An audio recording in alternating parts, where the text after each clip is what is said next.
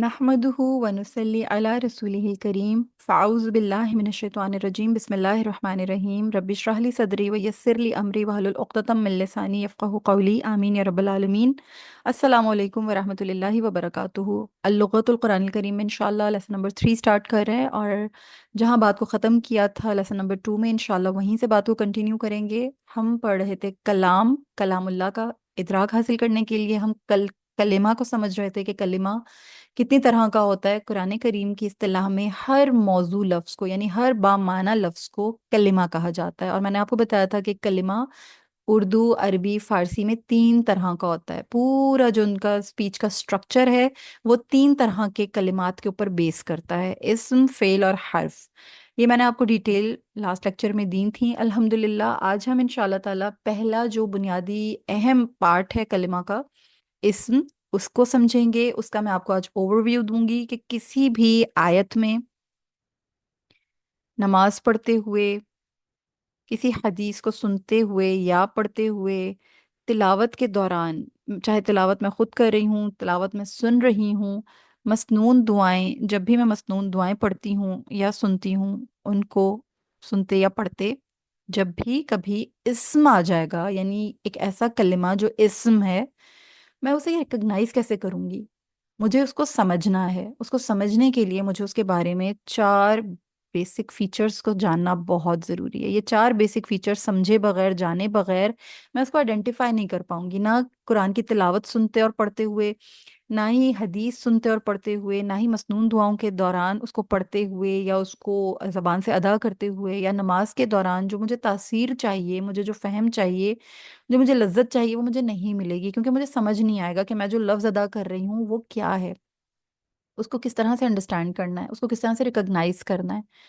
इस्म जब भी आपकी किसी अरबी कंस्ट्रक्शन में, किसी अरबी इबारत में, किसी तहरीर में आएगा तो उसके बुनियादी 4 फीचर्स होंगे, 4 उसकी खुसूसियात होंगी।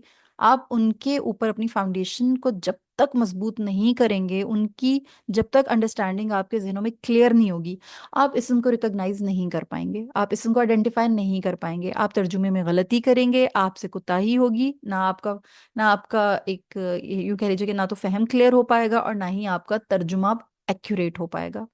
वो 4 बेसिक चीज़ें मैं आज एक एक करके आपके सामने रखती हूँ और उसका बेसिकली ओवरव्यू है। उनकी डिटेलिंग इंशाल्लाह one by one, lecture bye lecture हम करेंगे, लेकिन आज मैं इंशाल्लाह उनका ओवरव्यू आपके सामने रखती हूँ। तो जो सबसे पहली चीज़ हमें इस्म के बारे में मालूम होनी चाहिए वो है इस्म का जेंडर। ठीक है, इस्म का जेंडर हमें मालूम होना चाहिए। इस्म का जेंडर, क्या मुराद है जेंडर से? जेंडर से मुराद बेसिकली ये है कि देखें, हर जुबान की ना अपनी तस्कीर है और अपनी तानीस है, यानी हर जुबान में मुज़क्कर और मुअन्नस, that is masculine and feminine, हर जुबान में होता है। ऐसा नहीं है कि कोई भी जुबान जो है वो तस्कीर और तानीस से बिल्कुल आरी है, उसमें तस्कीर और तानीस होती नहीं है। देखें, अक्सर अक्सर लोग उर्दू में कहते हैं दही खट्टा है, अक्सर लोग कहते हैं दही खट्टी है।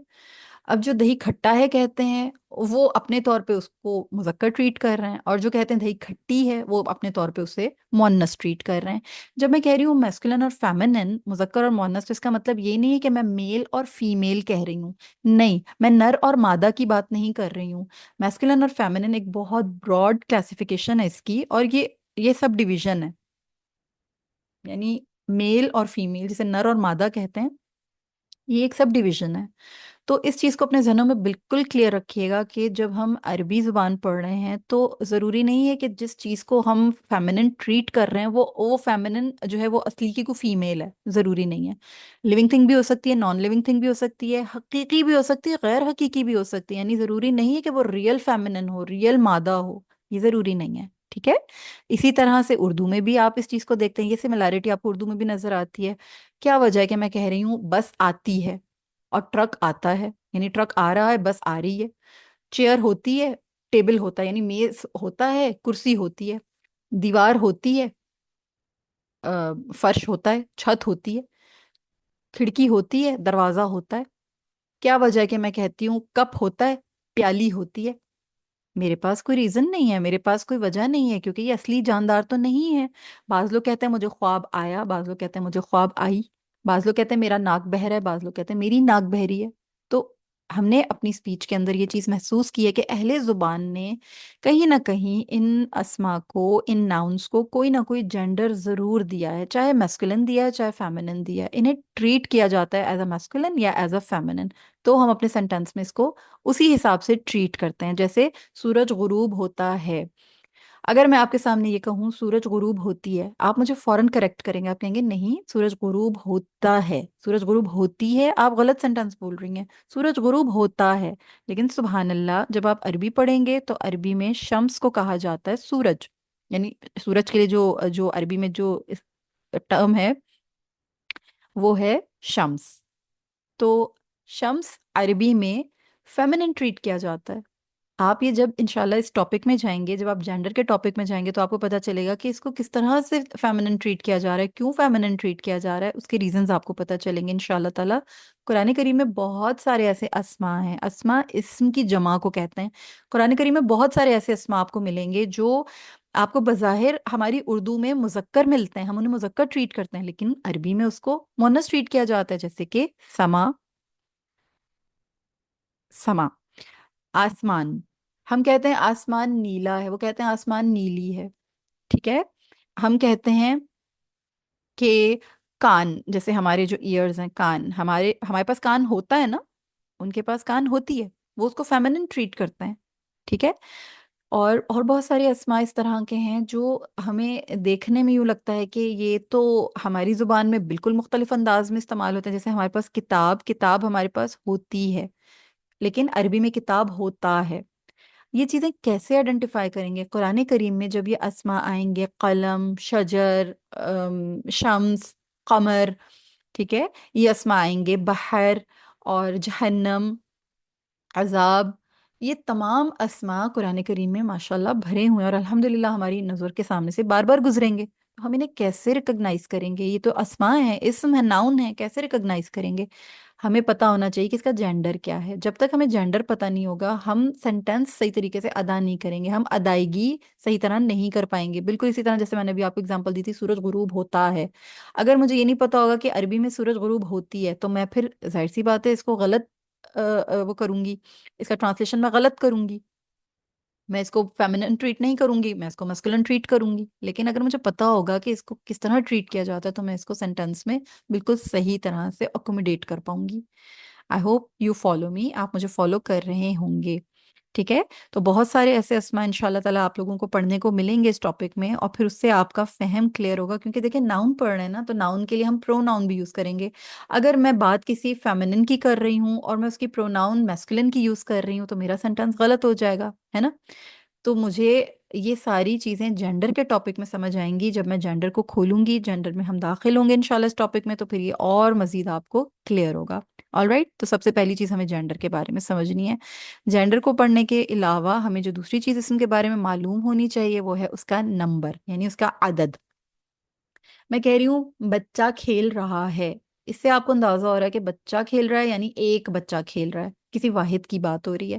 میں کہتی ہوں بچے کھیل رہے ہیں، تو اس سے آپ کو پتا چلا، میں نے آپ کو یہ تو نہیں کہا نا کتنے کتنے بچے کھیل رہے ہیں، میں نے نمبر تو نہیں بتایا، لیکن میرے اس سینٹینس سے آپ کو آئیڈیا ہو رہا ہے کہ بچے کھیل رہے ہیں، اٹ مینس یہ پلورل کی بات ہو رہی ہے، یہاں پہ جمع کا صیغہ استعمال ہو رہا ہے، جمع کی بات ہو رہی ہے.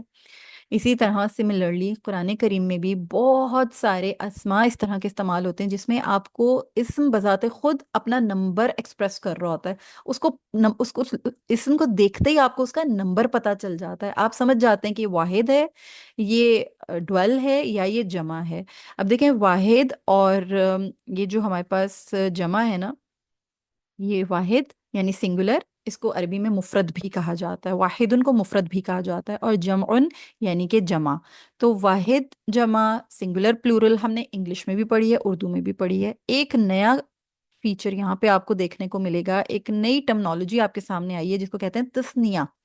تسنیہ کو مثنیٰ بھی کہا جاتا ہے. یہ ہے ڈویل، یعنی اسپیسیفکلی جب دو کی بات ہو رہی ہوگی، اسپیسیفکلی، نہ ہی دو سے زیادہ اور نہ ہی دو سے کم، اسپیسیفکلی دو کی بات ہو رہی ہوگی، تو اس کے لیے ہم ڈویل میں لے کر جائیں گے، ڈویل کی کیٹیگری میں رکھیں گے ہم اس اسم کو. ٹھیک ہے. ہم اس کو اگر تین اور تین سے زیادہ ہوں گی کوئی چیزیں یا جو بھی اسم ہوگا اگر وہ تین یا تین سے زیادہ ہو، چاہے 100، 1000، لاکھ، کروڑ، ارب، خرب، جتنی آپ کو کاؤنٹنگ آتی ہے، تین اور تین سے زیادہ ہے تو وہ جمع کی کیٹیگری میں جائے گا. لیکن اگر اسپیسیفکلی ٹو ہے، نہ دو سے زیادہ نہ دو سے کم، تو پھر وہ مثنیٰ کی کیٹیگری میں پڑھا جائے گا، وہ ڈویل کے صیغے میں پڑھا جائے گا. لکھنے کا خاص انداز ہے، پڑھنے کا خاص انداز ہے، اور بہت ایزیلی قرآن کریم میں ہم اس کو ریکگنائز بھی کر لیتے ہیں. اگزامپل کے طور پہ آپ کو بتاتی ہوں. قلم یعنی ایک پین کی بات ہو رہی ہے، اور اس کی جمع ہوتی ہے عربی میں اقلام، یعنی بہت سارے قلم. اب بہت سارے سے مراد یہ تین یا تین سے زیادہ جتنے بھی ہوں، وہ ڈیپینڈ کرتا ہے، لیکن آپ اس کو جمع کی کیٹیگری میں لائیں. جب آپ دو کی بات کریں گے، دو قلم کی بات کریں گے، تو پھر آپ اقلام نہیں کہہ سکتے ان کو، قلم بھی نہیں کہہ سکتے، آپ ان کو کیا کہیں گے؟ قلمانی. یہ جو قلمانی ہے، اس سے آپ کو پتا چلے گا کہ اسپیسیفکلی دو کی بات ہو رہی ہے. اسی طرح اگزامپل ہے رجل. رجل کہتے ہیں آدمی کو، ٹھیک ہے، رجل.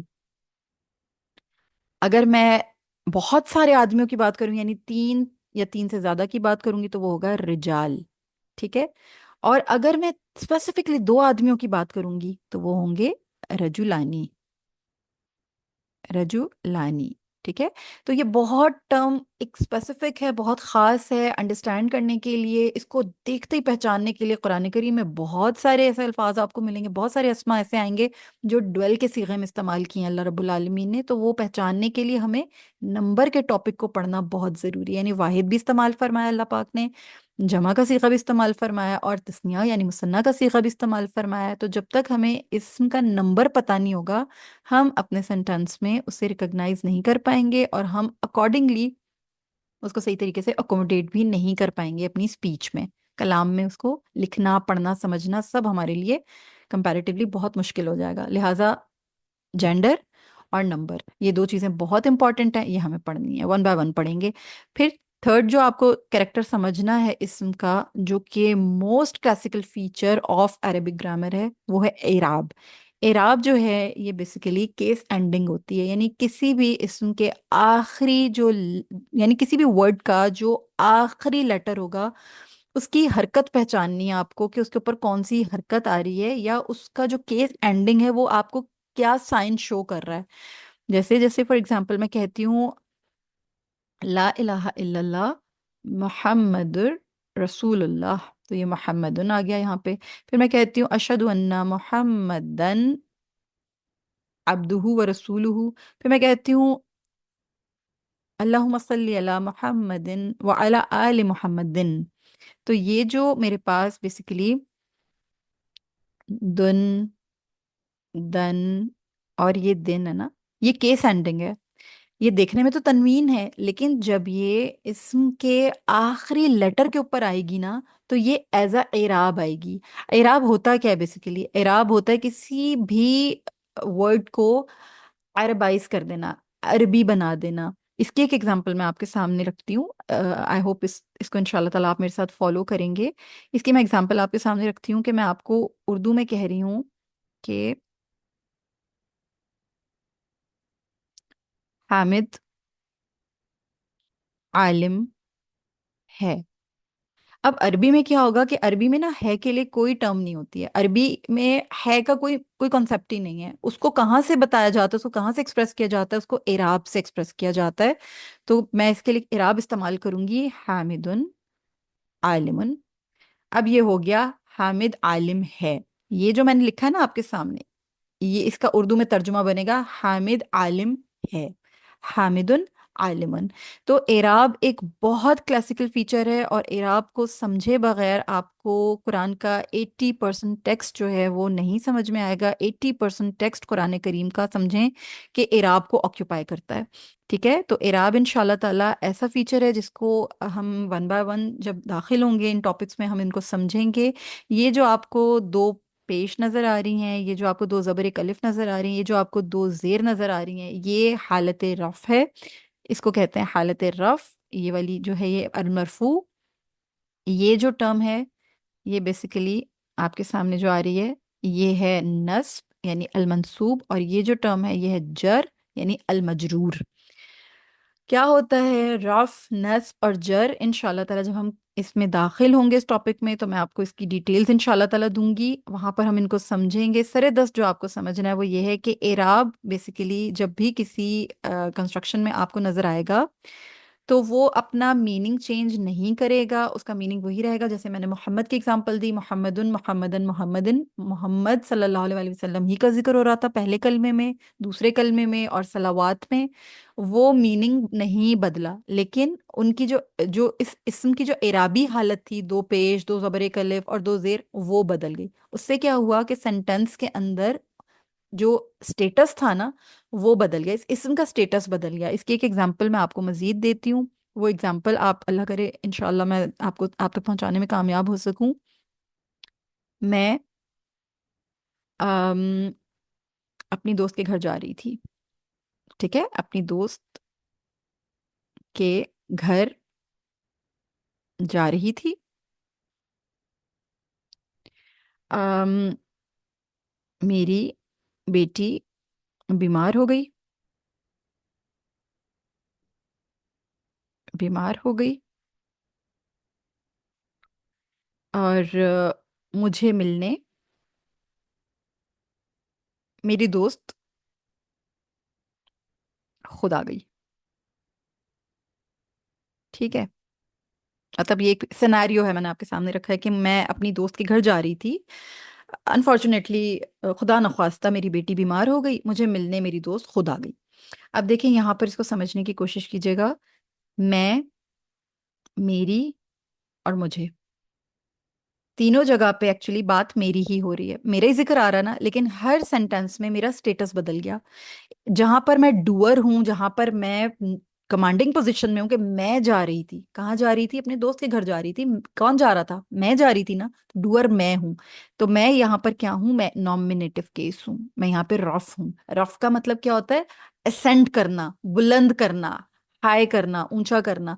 تو یاد رکھیے گا کہ جو بھی نومینیٹو کیس یعنی حالت رف میں جو بھی اسم ہوگا وہ ہمیشہ دو پیش کے ساتھ آپ کو نظر آتا ہے یوزولی، اور وہ اسینڈنگ کمانڈنگ پوزیشن میں ہوتا ہے، یعنی جو ڈوئر ہوگا نا وہ ہمیشہ آپ کو حالت رف میں ملے گا۔ اس کی ایک اور ایگزامپل بھی میں آپ کو قرآن کریم کی ایک آیت سے دیتی ہوں، سمجھیں پہلے جو میں آپ کو سمجھانا چاہ رہی ہوں۔ جب میں یہ کہہ رہی ہوں کہ میری بیٹی بیمار ہو گئی، اب دیکھیں میری بیٹی بیمار ہو گئی، بیمار میں تو نہیں ہوئی ہوں، بیمار میری بیٹی ہوئی ہے، لیکن کیونکہ میری بیٹی ہے میں یہاں پر اضافی طور پر اس سینٹنس میں آ رہی ہوں، میرا ہی ذکر آ رہا ہے، لیکن اب میں جو ہے وہ میری میں بدل گیا، یعنی میرا سٹیٹس چینج ہو گیا نا، اب میں کمانڈنگ پوزیشن میں نہیں ہوں، اب میں پوزیسو کیس بن چکی ہوں۔ تو میں کیسے آؤں گی؟ اب میں حالت جر میں آؤں گی، میں مجرور ہو جاؤں گی، میں پوزیسو کیس بن جاؤں گی، میں جو ہوں یہاں پر اب ایک پوزیسو کیس ہوں، تو میں دو زیر کے ساتھ نظر آؤں گی۔ جب میں عربی میں ٹرانسلیٹ ہوں گی نا تو پھر میں اب اس میں اس سینٹنس میں دو زیر کے ساتھ ملوں گی، آپ کو میرا اعراب اب دو زیر کے ساتھ ہو جائے گا جب میں اس کو ٹرانسلیٹ کروں گی۔ ابھی میں آپ کو ٹرانسلیشنز پر نہیں لے کر جا رہی ہوں، صرف آپ لوگوں کا ایک لنک کنیکٹ کر رہی ہوں، ذہنوں میں کنیکشن بنا رہی ہوں۔ پھر اسی طرح سے میرا سٹیٹس تیسرے سینٹنس میں کیا ہے کہ مجھے ملنے میری دوست خود آ گئی۔ اب مجھ سے ملنے کون آیا؟ میری دوست مجھ سے ملنے آئی ہے، کون آیا ہے؟ میری دوست، تو میری دوست آئی ہے نا مجھ سے ملنے، اس وقت مجھے آ کے اس نے نصب کر دیا، مجھے اس نے آبجیکٹو کیس بنا دیا، خود وہ ڈوئر ہو گئی کہ وہ آ گئی مجھ سے ملنے، میں ڈوئر نہیں ہوں، پہلے میں جا رہی تھی اب وہ آ گئی، تو وہ ڈوئر ہے اور میں اس وقت کیسے ہو گئی ہوں؟ میں آبجیکٹو کیس ہو گئی ہوں۔ اب وہ ڈوئر ہے، وہ کمانڈنگ پوزیشن میں، اور میں کیسے ہو گئی ہوں؟ اب میں اس وقت آبجیکٹو کیس ہوں، میں حالت نصب میں ہوں۔ تو اب جب میں عربی گرامر میں عربی ٹرم میں جب میں لکھی جاؤں گی تو میرا جو سٹیٹس ہوگا وہ کیسے ہوگا؟ دو زبر اور ایک الف کے ساتھ، میرا اعراب دو زبر اور ایک الف کے ساتھ شو کیا جائے گا، کیونکہ میں اب بن گئی ہوں آبجیکٹو کیس، میں المنصوب ہوں، میں نصب میں آؤں گی، میں حالت نصب میں بیان کی جاؤں گی۔ تو یہ چیزیں انشاءاللہ تعالی جیسے جیسے ہم داخل ہوں گے ان کے اندر میں آپ لوگوں کو سمجھاؤں گی، آپ لوگوں کو انشاءاللہ بہت اچھے سے یہ چیزیں سمجھ میں آئیں گی۔ سرے دست آپ کو تھوڑا سا میں نے کنیکشن بلڈ اپ کیا ہے کہ میرا ہی ذکر ہو رہا تھا نا، پہلے میں کمانڈنگ پوزیشن میں تھی تو میں نومینیٹو کیس تھی، پھر میں اضافی طور پر ذکر ہو رہی تھی ایز اے پوزیسو کیس، میں بیمار نہیں ہوئی تھی، میری بیٹی بیمار ہوئی تھی، لیکن بیٹی کی پوزیشن میری ہے نا، بیٹی میری پوزیشن ہے، میری میری نسبت ہے اس کے ساتھ، لہٰذا میرا ذکر وہاں پہ اضافی طور پہ آ گیا، تو میں پوزیسو کیس میں شامل ہو گئی۔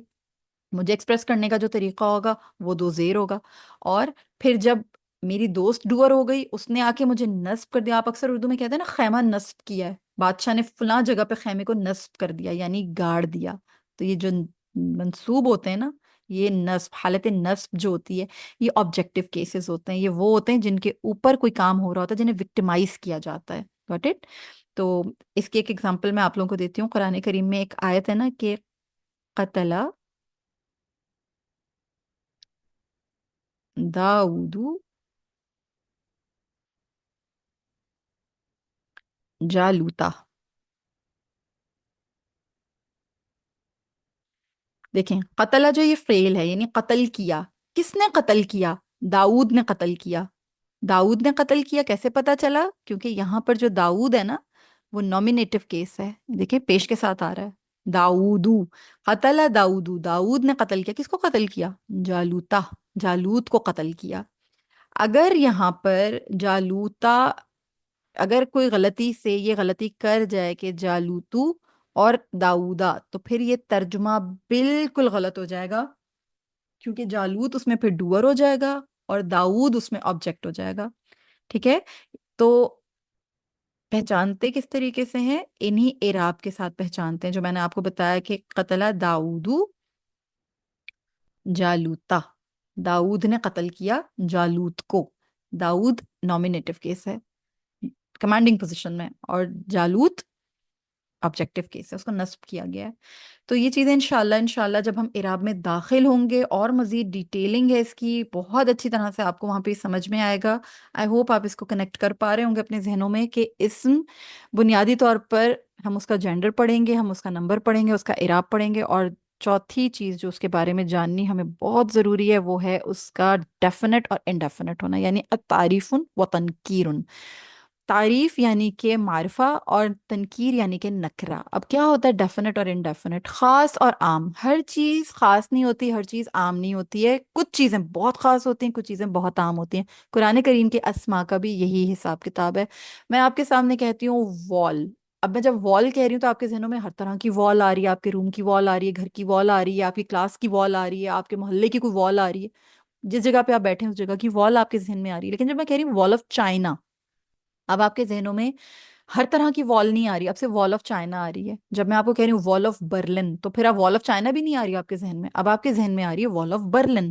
تو یہ چیز کیا ہے؟ یہ چیز کہلائے گی معرفہ. معروف لفظ سنا ہے آپ نے؟ معرفہ، معروف، نون. تو جو نون چیزیں ہوں گی، جو بہت خاص چیزیں ہوں گی، وہ معرفہ کی کیٹیگری میں پڑھی جائیں گی، اور جو انڈیفینٹ ہوں گی وہ نکرہ کی کیٹیگری میں پڑھی جائیں گی. نکرہ کی کیٹیگری میں پڑھی جانے والی چیزیں جو ہوں گی وہ بیسیکلی انڈیفینٹ ہوں گی، اور ان کی پہچان انشاءاللہ تعالیٰ کس طرح ہوگی، ہم کس طرح ان کو پہچانتے ہیں، یہ جب ہم اس ٹاپک میں جائیں گے پھر میں آپ کو بتاؤں گی. اور معرفہ کے لیے اب یہ بتانا آپ لوگوں کے لیے بہت امپورٹنٹ تھا کہ ہر چیز خاص نہیں ہوتی، خاص چند چیزیں ہوتی ہیں. اللہ رب العالمین نے جن چیزوں کو بہت خاص کر کے بیان کیا، ان تمام چیزوں کو ہم معرفہ کی کیٹیگری میں پڑھیں گے، اور جن چیزوں کو اللہ تعالیٰ نے نکرہ چھوڑ دیا ہے اور ان کی کوئی پابندی نہیں ہے، ان کے اوپر کوئی ان کی قید نہیں ہے، ان کا کوئی ایک فریم نہیں ہے، ان کی کوئی حد نہیں ہے، حد بندی نہیں ہے ان کے لیے، وہ چیزیں انشاءاللہ تعالی ہم نکرہ میں پڑھیں گے. ٹھیک ہے؟ تو اللہ تعالیٰ سے دعا ہے کہ آپ کو جو کچھ بھی آج سمجھایا ہے، جتنا بھی آج آپ لوگوں کو بتایا ہے، آپ لوگ اس کو فالو کر رہے ہوں. بیسیکلی بنیادی طور پر ہمیں اسم کو پڑھنا ہے، اور اسم کو پڑھنے کے لیے ہمیں اسم کے 4 فیچرز میں نے آپ لوگوں کے سامنے یہاں رکھے ہیں. اسکرین کو چھوٹا اس لیے کیا تاکہ آپ لوگ اس کو سمجھ سکیں. ہم نے پڑھا کہ ہم نے بنیادی طور پر 4 فیچرز کو پڑھنا ہے، اور ان کو پڑھ کر ہم اپنی آیت میں، قرآن میں، تلاوت میں، حدیث میں، کسی مسنون دعا میں، نماز میں ہم اسم کو آئیڈینٹیفائی کر سکتے ہیں. ہمیں اس کا جینڈر پتہ ہونا چاہیے جو کہ مذکر اور مؤنث کے طور پر یعنی تذکیر و تانیث. ہمیں اس کا نمبر پتہ ہونا چاہیے، واحد، تثنیہ اور جمع. ہمیں اس کا اعراب پتہ ہونا چاہیے جو کہ ہے رفع یعنی حالت رفع، حالت نصب اور حالت جر. اور ہمیں اس کے بارے میں جو چوتھی چیز پتہ ہونی چاہیے وہ ہے اس کا ڈیفینٹ ہونا یا انڈیفینٹ ہونا. ہم کتاب کہتے ہیں تو کتاب کوئی سی بھی کتاب یا ایک کتاب، لیکن جب ہم کہتے ہیں الکتاب تو الکتاب ہمارے ذہنوں میں فوراً جو کتاب آتی ہے وہ قرآن کریم آتی ہے، یا کوئی خاص کتاب، کوئی سی بھی خاص کتاب. ٹھیک ہے؟ تو یہ ساری چیزیں بنیادی طور پر انشاءاللہ تعالی ہمیں معرفہ اور نکرہ کی کیٹیگری میں پڑھنی ہے، تو جب ہم اس پہ جائیں گے اس ٹاپک کے اندر تو انشاءاللہ مزید اس کی فردر ڈیٹیلنگ پڑھیں گے۔ اللہ تعالیٰ سے دعا ہے کہ اللہ تعالیٰ کوئی شارٹ کمنگ اس کو درگزر فرمائے، ہم سے یہ پڑھنا سیکھنا سمجھنا قبول فرمائے، ہمیں برکت اور استقامت عطا فرمائے، آمین یا رب العالمین۔ انشاءاللہ تعالیٰ نیکسٹ ٹاپک میں یہاں جہاں ہم نے روکا ہے یہیں سے آگے انشاءاللہ ان چاروں میں سے کسی ایک فیچر سے ہم بات کو شروع کریں گے۔ تب تک اجازت دیجیے، السلام علیکم ورحمۃ اللہ وبرکاتہ۔